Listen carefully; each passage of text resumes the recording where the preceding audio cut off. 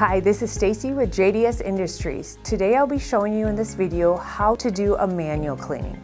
A manual cleaning is also called cleaning the capping station. When you're doing this cleaning, you can do it on all the Sawgrass printers.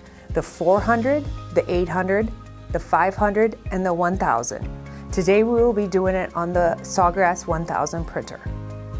So when do you have to do a manual cleaning? After doing several head cleanings and you can't get your lines all to come back. This is a minor one, and here is one that you could see this particular client had a lot of issues. One color is almost completely gone and another one is barely there, and even the colors are light. So then you have to do this manual cleaning that will help soak the capping station to get these colors to come back.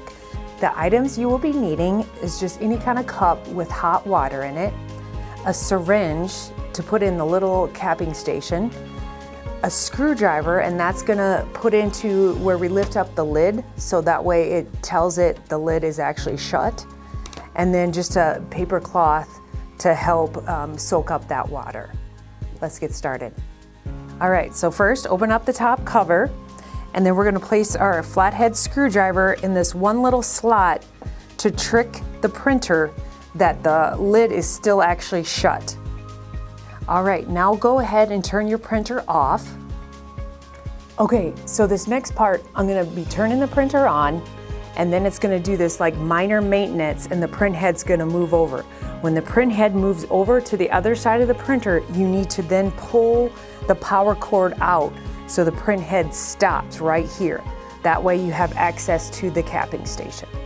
Next, put some of your hot water into your syringe. And the parts we're going to be looking at is these two little areas. So the very first one has a little black mesh in it. That's the most critical one, but you will place a little water into the other one also. So we're going to first just lightly fill this up. And you can see I just kind of make it level with water and not let it overflow. If it overflows a little, it's okay. And then I'm gonna put some water in this back one.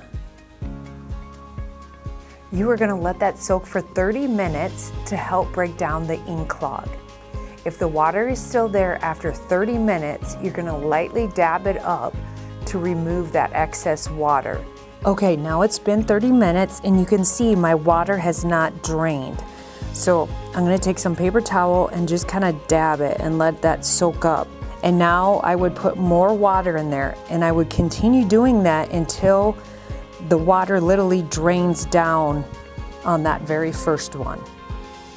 All right, once you're done letting that soak and literally the water is draining down, then go ahead and plug your cord back in, and then remove your screwdriver, and then go ahead and turn it back on.